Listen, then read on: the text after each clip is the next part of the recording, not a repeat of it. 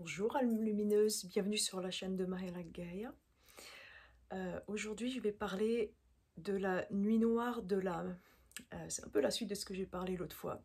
Alors, la nuit noire de l'âme, je pense que beaucoup d'entre vous l'ont vécue, ou sont en train de la vivre, ou vont la passer à travers ce passage, expérimenter ce passage.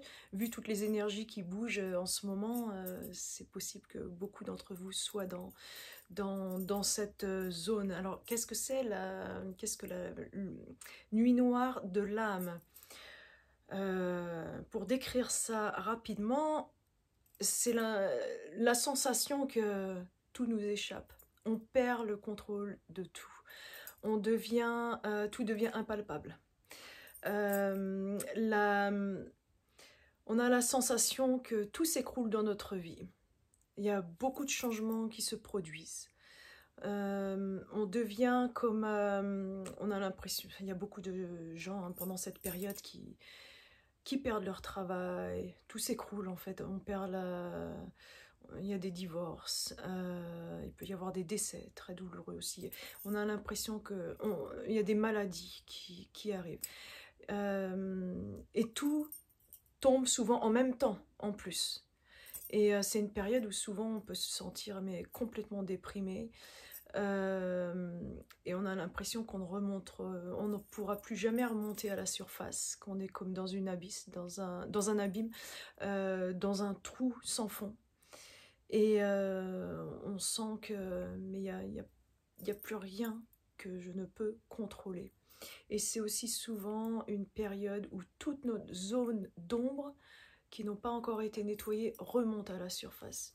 Je vais vous raconter comment ça s'est passé pour moi, comme ça vous donnera un peu un exemple. Je suis passée par j'ai eu des périodes de déprime, mais alors la nuit noire de l'âme, je l'ai expérimentée en 2003-2004. J'ai fait une déprime mais énorme. J'étais étudiante en Angleterre. Et entre-temps, j'avais fait une année Erasmus, donc étudiant échange en Finlande. Et j'habite ici maintenant, mais les énergies vraiment pendant cette année d'Erasmus, je me suis dit, mais je veux habiter dans ce pays parce que je ne savais pas vraiment pourquoi, mais les énergies résonnaient vraiment avec mon âme, avec moi-même, avec mes propres vibrations. J'aimais bien le style de vie. Et en retournant en Angleterre, je me suis dit, mais là, j'adore l'Angleterre. C'est un pays vraiment j'adore. J'ai beaucoup d'amis encore là-bas et j'affectionne beaucoup ce pays. Mais vibratoirement, ça ne me convenait plus. Et au niveau de mes études aussi, je faisais mon licence, master en sciences sociales, et je me dis, mais là, il y a un truc qui va plus, je sais plus pourquoi je fais ça. Et je me souviens qu'il y avait plein de petites choses comme ça, mais tout s'écroulait. Et un jour, j'étais dans la rue complètement déprimée, je me sentais hagard. Et là, j'ai pris conscience de la matrice. Alors, je ne savais pas trop ce que c'était à l'époque. Enfin, je connaissais seulement le film, mais j'avais jamais vraiment transposé. Je me disais, oui, mais c'est peut-être un peu comme ça, nous, dans notre vie, mais c'est de la science-fiction. Il n'y avait pas tellement de littérature à l'époque, il y a 15 ans ou 20 ans, sur tout ça. Et je me souviens d'avoir vu... comme les lignes, comment on appelle ça, un grid, comme un grillage, comme une grosse cage en fait, dans le ciel. Au-dessus de nous, je voyais des lignes verticales et horizontales, et aussi, je voyais tous les gens autour de moi qui étaient comme des pantins, je me disais, mais c'est des morts vivants, on est tous des morts vivants ici. Et on est tous des humains-machines. Alors, les humains-machines, c'est quand j'avais 17 ans, je me souviens, j'étais au lycée, 16-17 ans, et je me disais toujours, mais je vois des humains, ils sont comme des robots, des machines partout autour de moi, et jamais je ne deviendrai un humain-machine. Je serai jamais une morte vivante dans la société. Ils pourront faire ce qu'ils veulent de moi, mais jamais je ne perdrai mon âme. Et je me souviens vraiment de dire ça. Et puis après, on rentre un peu dans le système. Enfin, j'ai voulu faire des études de sociologie pour mieux comprendre comment la société fonctionnait. Je voulais vraiment comprendre les mécanismes de la société. Et puis après, j'ai fait, ça se passait très bien, j'ai fait cette année-là en Erasmus en Finlande, retour en Angleterre, bon ça continue, ça se passe bien, et après il y a eu cette énorme prise de conscience, parce que je me suis dit, mais c'est pas là que je veux être, mais pourquoi je fais ça? Enfin, il y avait tout un re-questionnement de, mais qu'est-ce que je fais là? Et puis toutes ces questions que j'avais eues déjà depuis très très jeune, qui nous sommes, qui suis-je, pourquoi les humains existent, et c'est comment, ça marche comment sur Terre, et pourquoi il y a ça, et l'espace, mais des questions à l'infini dont j'avais aucune réponse, et je ne pouvais pas trouver les réponses qui étaient, ou très très peu de réponses, ce qui était très frustrant. Donc en étudiant la sociologie, psychologie, philosophie ou histoire, tout ça, ça m'a quand même donné pas mal de réponses, mais ça ne satisfaisait pas mon âme, il y avait quelque chose de plus grand, il me manquait vraiment plein de briques dans cet édifice de réponses. Et j'ai commencé à voir, alors un jour, j'étais dans la rue et tout allait, j'étais en pleine déprime. Et là, je me suis dit, mais il n'y a rien qui a du sens, mais il n'y a plus rien qui a du sens. Et j'ai commencé à voir vraiment cette grille et je fais, oh, mais en fait, on est vraiment comme dans un jeu vidéo. Mais je suis vraiment téléguidée, en fait. Je sentais limite des ficelles au-dessus de moi qui téléguidaient mon cerveau, qui téléguidaient mes actions, ma volonté, et je voyais que tout le monde était autour de moi comme téléguidé, comme dans un jeu vidéo, et comme si on avait vraiment des ficelles qui nous manipulaient, mais on n'était pas maître du tout de nous-mêmes, de notre volonté d'agir, de nos choix. C'est comme si on nous volait nos choix. Et là, mais quand j'ai compris ça, mais c'était un écroulement total en fait. J'ai eu une déprime, mais je me suis dit, mais oh, c'est... Et je sentais que même mourir, ça ne servait à rien parce que ça me sauverait même pas de cette découverte. Et je me disais, ça sert à rien. Là. De toute façon, je suis déjà à moitié morte vivante. Je peux pas mourir plus que que je ne suis. Et je peux pas être plus morte que ça ne change rien de tuer mon corps. Euh, et je sentais vraiment que tout s'écroulait parce que plus rien, toutes ces vérités qu'on nous a données depuis l'enfance, là j'avais une énorme prise de conscience que bah non, c'est pas ça en fait. Et encore, là c'était que le début de mon éveil, mais après c'est ça qui a permis mon éveil. J'ai eu plusieurs périodes comme ça, il y en a eu une énorme quand j'avais 15 ans et que je me suis rendu compte qu'en fait... et ben, le monde n'était pas parfait, les adultes n'étaient pas parfaits, je croyais qu'il y avait que les enfants qui faisaient des bêtises, mais non, il y a les adultes qui détruisent tout sur Terre, donc ça a été très dur à caisser déjà ce coup-là. Après, bon, on accepte et puis on essaye de se dire, bon, bah, je vais faire ma part pour essayer de reconstruire quelque chose, de refaire quelque chose qui est meilleur pour le monde. Et puis ensuite, on s'aperçoit que bah non, en fait, peut-être aucun de nos choix sont finalement les nôtres, parce que si on est dans une matrice, et là la question c'était, mais on fait comment pour en sortir de ce truc-là? et, et là, la déprime arrive, parce qu'on se dit, mais en fait, si personne n'en est conscient, et que en fait je suis peut-être même pas vivante, peut-être que rien n'est réel, mais alors c'est quoi où est la porte de sortie? Il y en a pas en fait. Enfin, c'est vraiment ce sentiment-là qu'il y avait pendant cette nuit noire de l'âme, de se dire bah on est complètement perdu en fait. C'est indescriptible, on est vraiment dans un abîme.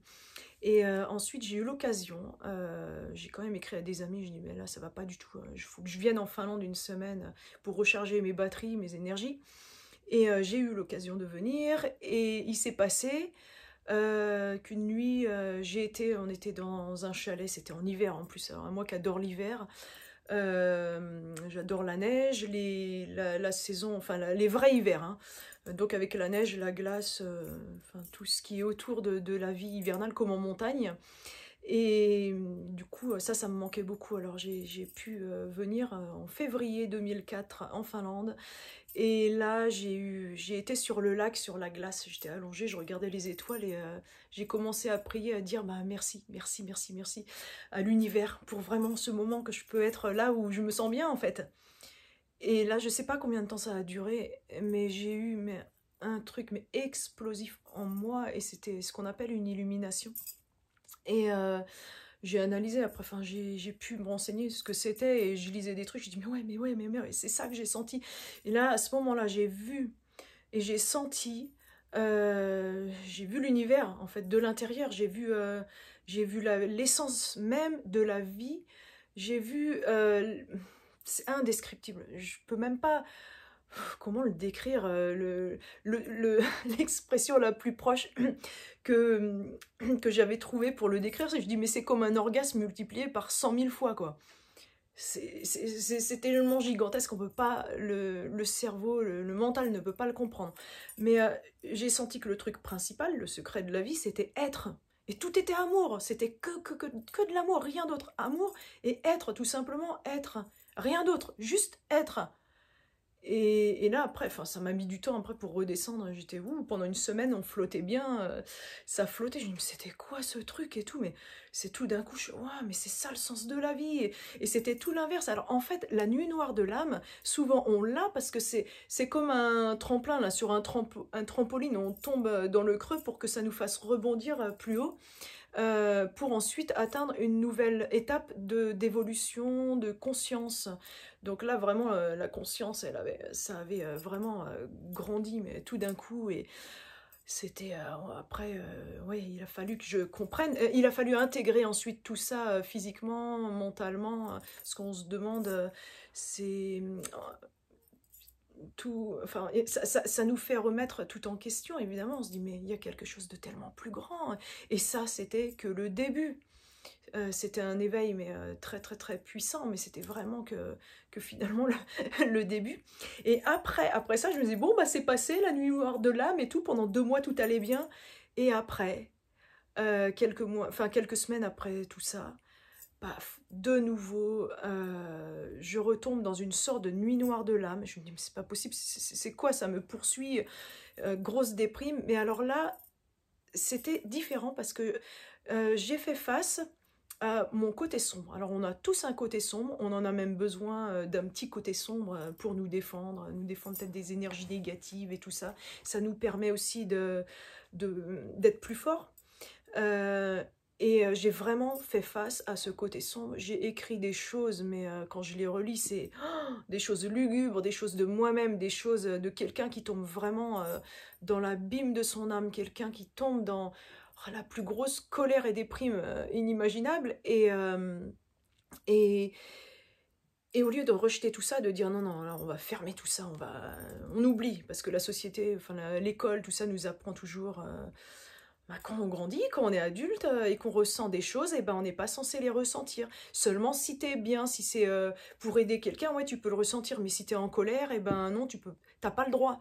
C'est peut-être pour ça qu'il y a autant de gens en colère, c'est parce qu'en fait, au lieu d'exprimer, de laisser ce ressenti de colère quand ça arrive, et ben non, ça explose parce qu'en même temps ils sont frustrés de ça, ou alors ils se disent c'est pas censé être là et tout ça.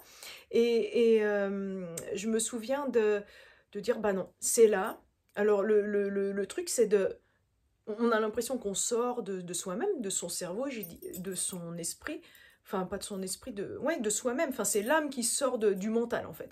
Et, et là j'ai dit bon bah allez, on y va, on observe. Alors c'est quoi tous ces trucs là qui sortent de moi? C'est quoi tous ces trucs lugubres et dégoûtants et qui sont pas moi normalement, mais que là c'est moi en fait ça? On se pose vraiment cette question, on se dit waouh, mais c'est quoi tous ces trucs là? J'analysais des trucs, mais il y a des mots de rage qui sortaient, des mots de dire, mais des gros mots. J'écrivais des trucs, mais en gros, et ensuite je brûlais les feuilles. J'ai même écrit avec mon sang, quoi. Ça en est arrivé là, tellement que ce mal-être, il fallait l'exprimer, d'écrire et de tout brûler ensuite pour laisser partir, et ça a duré plusieurs semaines comme ça. C'était on avait l'impression d'être, ouais, de saigner en soi tellement qu'on pourrait repeindre tous nos murs en rouge, quoi. C'était vraiment une période vraiment très très très sombre. Et en même temps, le fait d'analyser ça, de pas le cacher, de dire eh ben voilà, eh ben c'est là, eh bien je l'accepte. On va l'accepter et puis voir ce que ça donne, et on va écrire toutes ces choses-là et on va les regarder et observer et puis dire bah voilà, t'as le droit de sentir ça. En fait, c'est ça, on se donne le droit de ressentir ça. On n'a peut-être pas le droit de le sentir, et ben on va le sentir quand même parce qu'on n'a pas besoin de le crier sur tous les toits qu'on ressent ça. Et j'ai accepté, en fait, j'ai accepté de ces ressentis étranges, qui n'était pas du tout familier pour moi. Il y a même une fois, on en a parlé avec quelqu'un, elle me dit, mais est-ce que tu crois que tu pourrais tuer quelqu'un un jour? Dans tes colères, dans ces crises? Et je lui fais sincèrement, je fais bah oui. Et je fais, tu crois, c'est quoi? Je crois qu'on a tous la capacité de tuer quelqu'un si on est vraiment, qu'on rentre dans cet état second. Et qu'on... Je fais, putain, là, je dis, là, tu me fais rentrer dans cette... ouah, c'est le côté le plus sombre qu'on a tous, de prendre la vie à quelqu'un d'autre. Alors, en temps normal, non, non, non, c'est impossible. On se dit non, c'est impossible. Mais en réalité, on a tous cette part d'ombre où il y a quelque chose qui pourrait nous faire pivoter et basculer de l'autre côté. Il y a souvent des crimes passionnels comme ça. En fait, la personne, d'un seul coup, elle revient de sa torpeur, elle dit, mais c'est pas possible, c'est pas moi qui a fait ça. Bah si, parce que quelque part, on en est quasiment tous capables, en fait. Mais souvent, ça n'arrive pas jusqu'à là, parce qu'on arrive à éliminer la colère et tout ça au fur et à mesure. Comme un peu les enfants hein, qui font des crises, des caprices et tout ça, finalement, la colère, elle sort d'eux, puis après, c'est fini. Mais quand on est adulte, eh ben, on n'a pas la possibilité de faire ça. On va pas aller dans un magasin et s'énerver, se rouler par terre comme un enfant. Donc, on va se mettre à s'énerver sur quelqu'un d'autre, et puis on est encore plus énervé en nous parce qu'on s'est mis en colère contre quelqu'un d'autre alors qu'il ne le méritait pas. Et ça monte, ça monte, ça monte en mayonnaise. Donc, quand ça arrive, ce genre de moment, alors on le sent, on commence à sentir, mais un bouillonnement en soi physiquement, ça fait comme les dessins animés de Walt Disney quand Donald Duck il devient tout rouge, là, ça monte, il devient tout rouge. Mais là, quand ça arrive là, ah, on sent ce truc-là qui devient tout rouge, qui devient cette colère, cet énervement, et puis on comprend pas pourquoi, blablabla. Et ben ça, on dit, ah, là, ça y est, ça monte. Ben, le mieux, c'est de l'observer.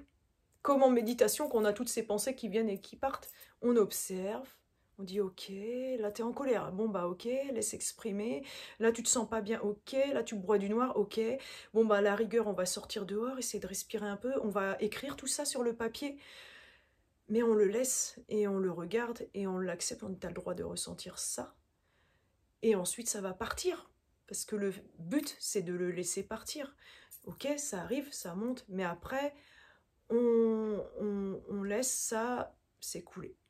Alors que si on bloque le tout, ça fait vraiment comme une cocotte minute. Et quand la cocotte minute explose, c'est là que ça fait mal. Alors que si au fur et à mesure que c'est là, bon bah on dit ok, d'accord, j'accepte. Je te regarde de l'intérieur. J'ai le droit d'éprouver ça, je suis pas un monstre. Parce que j'éprouve ça. Ça ne fait pas de moi un monstre. Au contraire, je nettoie ma part d'ombre, je connais ma part d'ombre. Je me connais moi-même, je connais mon âme. Je connais qui je suis consciente de qui je suis. Et c'est ça qui se met en place en fait après.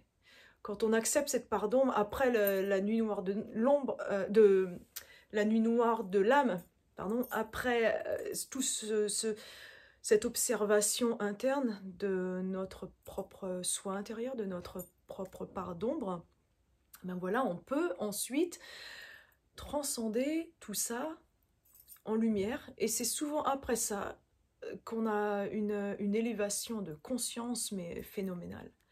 Ça me l'a fait plusieurs fois, et à chaque fois c'est waouh, ah oui, ok, j'écris ces mots de colère ou de frustration sur le papier, puis après il y a cette période d'ombre, de zone sombre, et après, ben, ça remonte. En fait, c'est comme si on tombe, mais après, ouais, c'est vraiment comme le trampoline, on va s'enfoncer là dans le creux et on saute, mais carrément plus haut, on arrive vers la lumière, vers le soleil. Et c'est ça, il y a un renouveau. Donc la nuit noire de l'ombre, et observer son côté d'ombre, son côté sombre, ben, c'est pas négatif du tout, au contraire c'est positif, parce que c'est ça qui va nous permettre de transcender, de transmuter toute cette ombre en lumière. C'est la lumière en fait qui vient mettre en lumière notre ombre pour qu'on puisse la transmuter en lumière et nettoyer. Donc après, on prend une prise de conscience encore plus grande, plus belle. Et c'est comme ça qu'on grandit en fait dans notre âme. Alors maintenant, je vais faire je perds mes mots. Je suis déjà à moitié en dedans, c'est pour ça. Je vais faire la canalisation en code de lumière avec ce cristal qui vient d'Agartha. Moi, je l'appelle mon cristal d'Agartha, intraterre, parce que je pense que ceux qui l'ont fabriqué, ils sont connectés à l'intraterre, qui est très puissant. Et je vais faire ce soin avec l'idée d'adoucir la nuit noire de l'âme et toute cette observation et travail sur vos zones d'ombre, si ça arrive, ou si vous ressentez ça, ou si vous l'avez déjà ressenti. Et ça va être focalisé là-dessus pour amener de la paix aussi dans tout ça, de faire le travail avec un peu plus de paisibilité, peut-être avec moins de violence que quand moi je l'ai reçu. Mais sachez que vous n'êtes pas seul. Dans ces moments, souvent, on se sent très très seul, et au contraire, vous n'êtes pas seul. Il y a toujours les énergies de Gaïa, les énergies du cosmos, les énergies de l'univers. Il y a toujours des vibrations autour de vous, des énergies d'amour. Et vous n'êtes jamais seul. Je vais commencer à canaliser maintenant. Tarangora miashako tanara maika sekta kokorti yasa to rote morukum tanara ki yasak to roko to koren yasa to torki sokum to koroyamoko tanara te sak to korom dishaka tarasok non non yekaranke yashaka. Si la nuit noire de l'âme arrive, n'ayez pas peur. Surtout, n'ayez pas peur. N'essayez pas de repousser ces énergies étranges. Ne prenez pas peur, ne vous enfuyez pas. Restez, restez dans cette énergie, même si c'est sombre, même si c'est douloureux.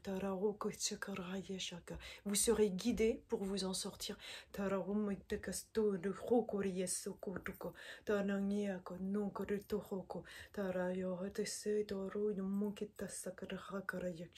Vous n'êtes pas seul, vous êtes accompagné à travers tout ce processus. C'est un processus qui est nécessaire pour vous élever encore plus en conscience, pour briller encore plus en lumière, pour faire briller votre lumière encore plus haut.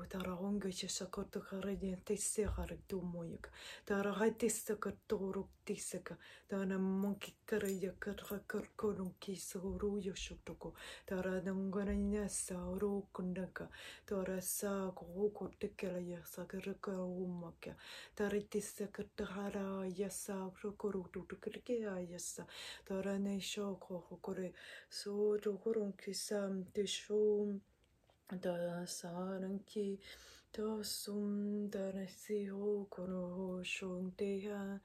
Vous n'êtes pas seul pendant ce processus. Le processus de nettoyage, la nuit noire de l'âme, c'est tout à fait naturel. C'est tout simplement votre âme qui vous dit nettoie-toi, je suis prête à m'élever encore davantage.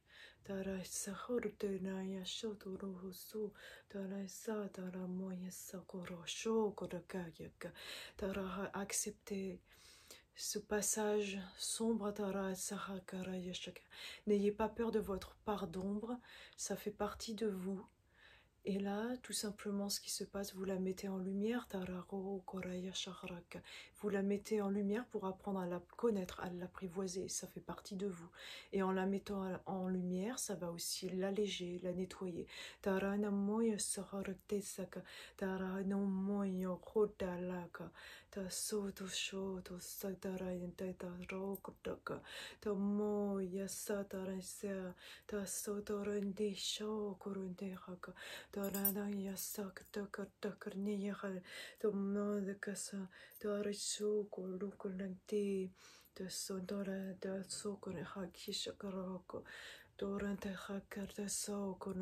Vous n'êtes pas seul pendant ce processus. Vous êtes toujours accompagné. Peut-être que vous ne le sentez pas, mais vous êtes accompagné. Les énergies de l'univers sont toujours à vos côtés. Votre âme vous guide, votre double énergétique vous guide. Laissez-vous guider aussi par votre âme. Écoutez votre âme, votre intuition, vos ressentis.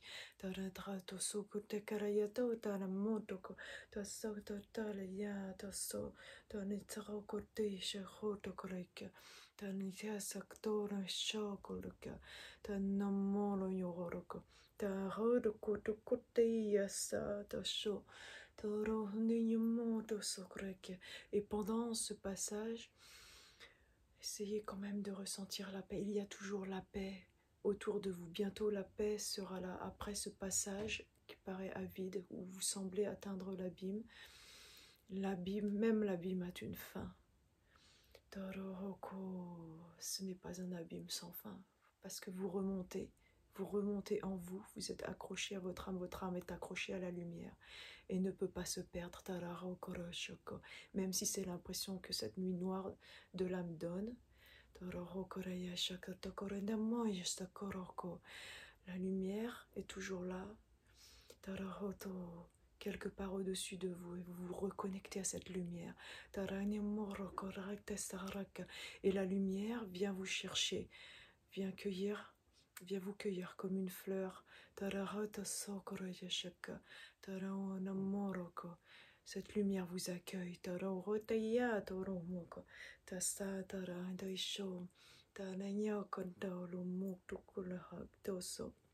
Tana yeso, tono koroki sadene, taro sokrate shoko kondeya, tono monko tokoro te karo korisik shoko. La paix vous attend après ce moment, de ce passage qui est comme un peu un rite de passage avant une élévation, avant une grande prise de conscience.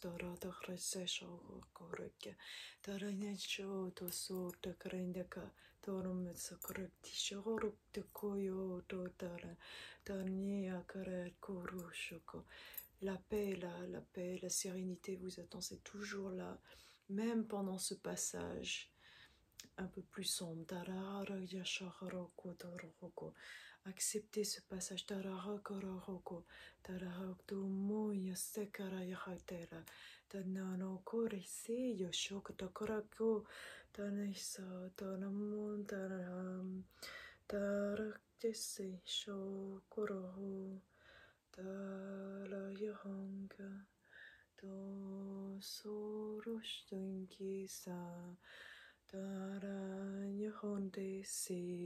Vous n'êtes jamais seul.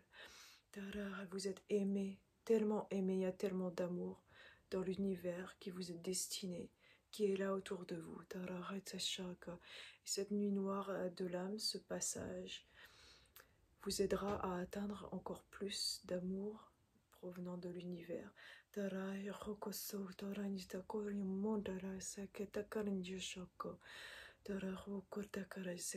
Si vous ressentez la nuit noire de l'âme, c'est parce que vous êtes en pleine évolution lumineuse. Vous êtes en pleine élévation vers la lumière. Vous allez briller encore plus fort. Vous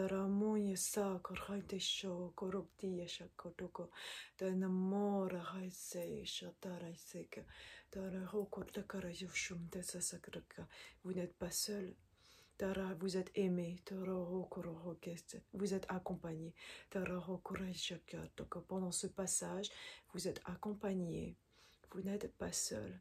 Vous êtes avec tout l'univers. Et vous êtes aimé.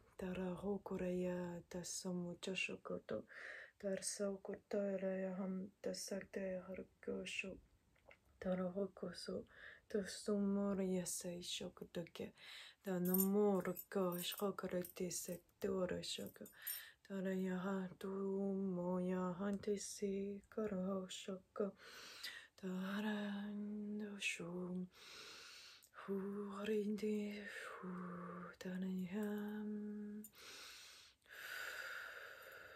La nuit noire de l'âme, c'est qu'un passage, ça ne dure pas. Par contre, votre élévation vers la lumière, ça dure pour toujours.